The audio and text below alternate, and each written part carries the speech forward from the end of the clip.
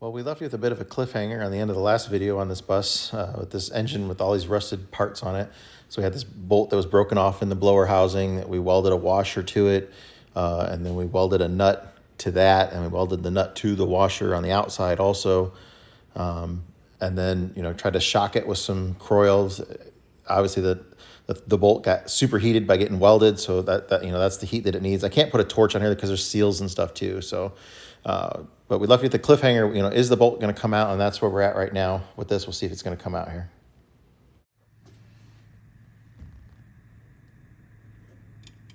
Nope. Well, the nut broke off, so we're going to try it again with another nut. See what happens.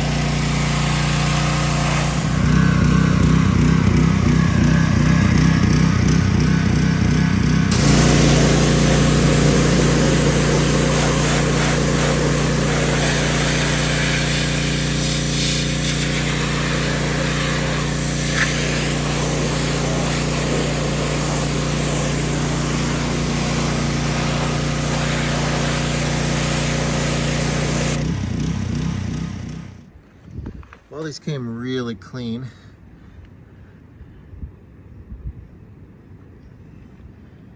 We'll just lightly sand them a little bit, but all the big rust and goobers really came out of there. I'll post a little clip here of what they looked like originally. But yeah, they're considering what they were, they look great.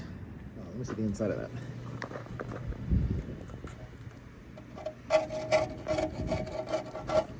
I'm gonna say that's, man.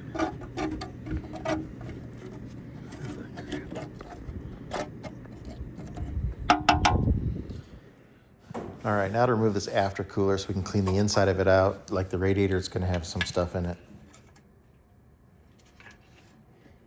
You should probably come from this side now. You can probably get it from there's a lip under it.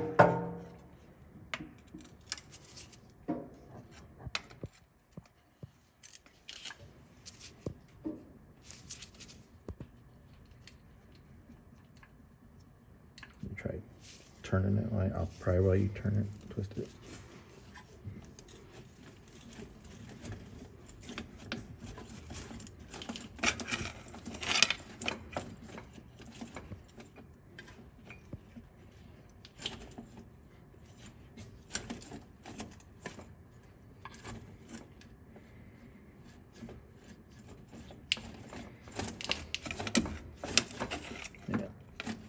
Okay, lift it up. Lift up on it a little bit.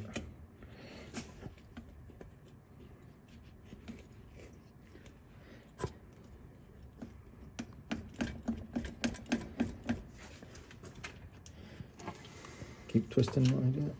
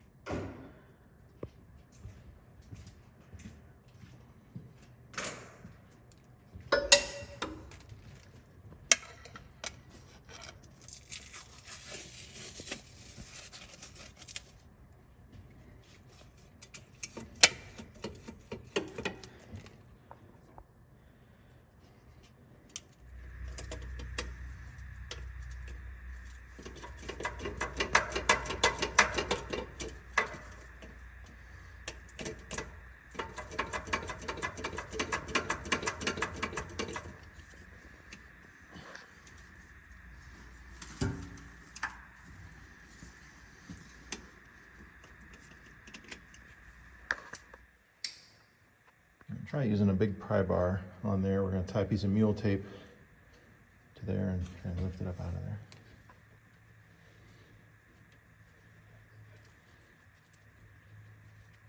And just tie it around the.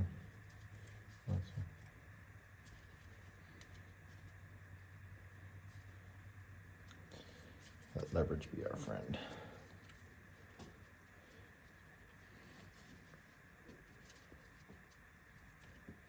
Pull it tight a few times and wrap it around, and I'll just try to lift. You might not even have to tie it.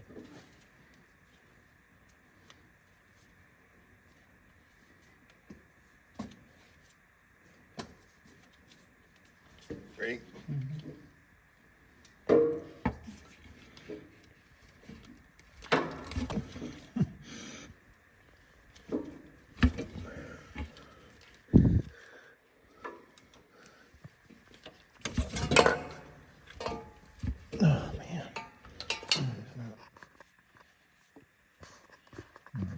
This. Can you do that with one hand, or do you need two?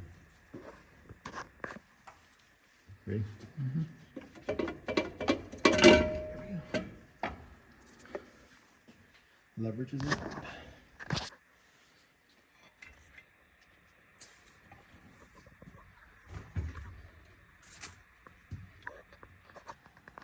So the bottom of this and the top of it are just held in with O-rings. So there's just two rubber O-rings there. And then up here on the neck of it, there's two O-rings as well. And that's all it is just compression with the O-rings. But getting them apart is really difficult sometimes. And there's no glue or nothing. It's just the O-rings. Okay,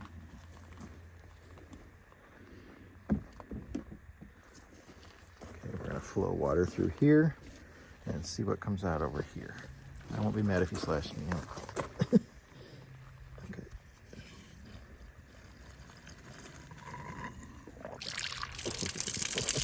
Yummy. It's at least flowing though, but yeah.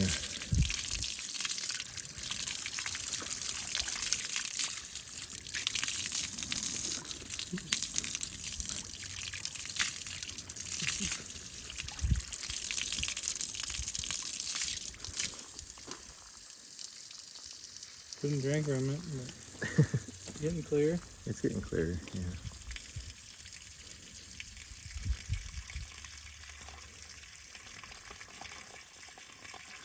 Go ahead and go the other way with it for a minute.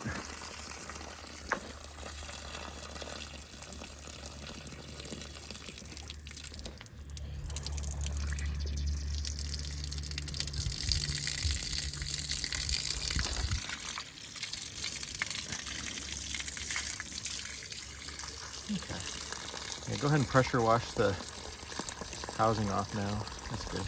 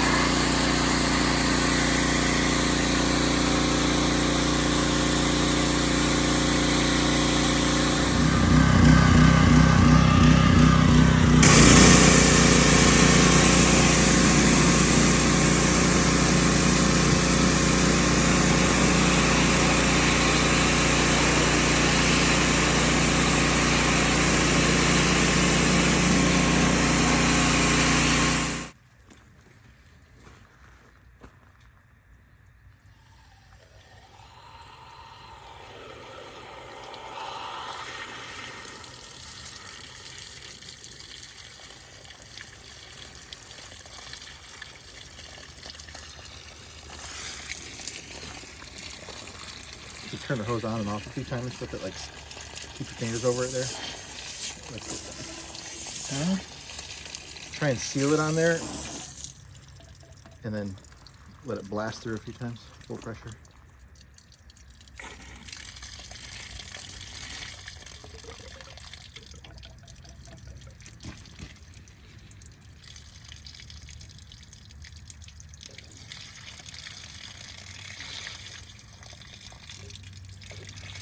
Pretty clear. You want to turn it over and try backflowing it the other way.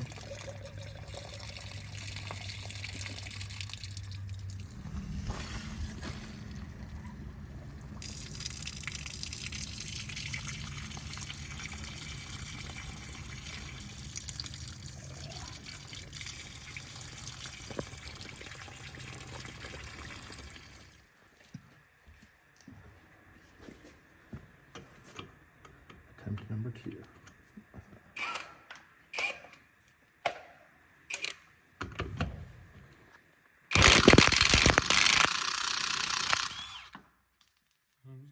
I thought it was too. Broke more of it though. Did actually part of it come off, or did it? So I don't remember it being that. Yeah, that's thread. I just broke more of the bolt. Huh. Amazing. It wasn't a bad weld. No, the weld held good. That's amazing that the bolt broke again. That we just had a washer and a nut welded to it. You can still see the thread on there. So it actually did it. Sheared the bolt yet again, straight across. Well, if we get it one thread at a time, we can do this about 15 times. I scraped around it a little bit more, and I got it soaking in Croil again. We'll give it some time to maybe work its way down in there. Let it sit overnight.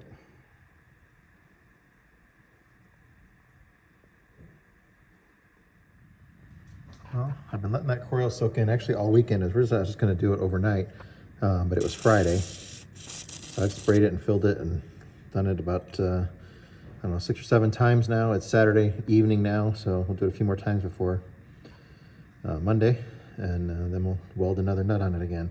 The bolt here has actually broke 3 times now. It broke the first time in the housing, and then it broke the second time when it was a stud sticking up, and then the third time with just that last bolt. So it is, the fact that it's broke 3 times, but it definitely turned a little bit. We'll see what we can do. We could try to run it back down in just a hair. We might be able to get a tiny fraction of a turn on it, and then back it back off. This is our last bolt on the top here, but it's not the last bolt on the governor, because we still have this bolt here that's broken off in the governor housing, and this bolt over here that's broken off in the governor housing. So 2 more to fight with on this. A lot of time spent trying to extract these bolts out of here. It just one of those things. Dissimilar metal corrosion, and up on the top there's a lock washer. The lock washer lets water get in there, and then it just stays in there and rusts and helps with the galvanic dissimilar metal corrosion or whatever. So when we put that back together, we won't use lock washers on it. We'll use a flat washer, and we'll put anti-seize on everything as it goes together too. So, I mean, it's been in there for 40 years, so that's part of what the problem is. But yeah, we're getting there. We're making progress. Hopefully it's gonna come out. Otherwise, we're gonna start drilling it and extracting it. But right now, welding is probably the easiest thing to do. I mean, time-wise, we don't have a whole lot of time in it. 15 minutes each time when we put a nut and weld it together, and then we, that kind of thing. So it's not like we've had hours and hours and hours of work on it. You've seen it a few times in the video, but it's just 5 minutes here, 10 minutes there. Let it sit, let the Croil try and get in there, and go from there. Well, we do have the rebuild kit ordered from our friends over at Diesel Pro Power. It should be here on Monday, so we'll be able to start reassembling the engine on Monday. We do still have the fight to do with this little housing on here. A couple more bolts to get out of it, and where it was broken, we haven't even touched those bolts yet. It's broken there and broken there. And then I'm going to have to take that over to our friend, the welder, and see what they can do with that too. That's aluminum. So we got to get that welded, and we got to get this exhaust manifold welded.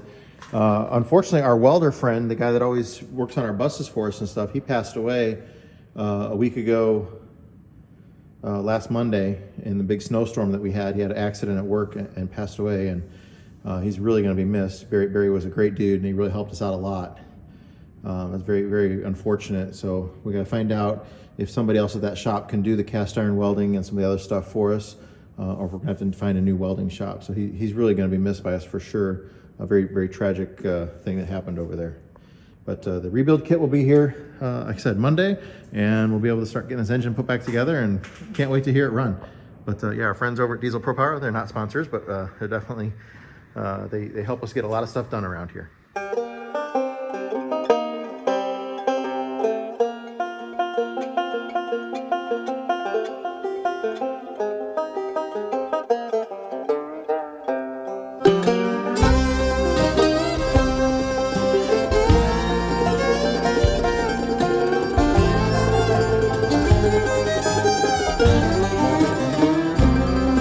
See that up the holler through the trees, and from a mile away you can hear them play as they climb that hill with ease. But at the top of that mountain there's a new life waiting for those who can make the run. If they can make it to the top, Scott will put them in the shop till their new life has begun.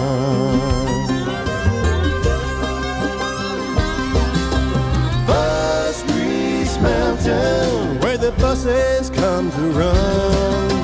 Bus Grease Mountain, we're gonna get that big job done.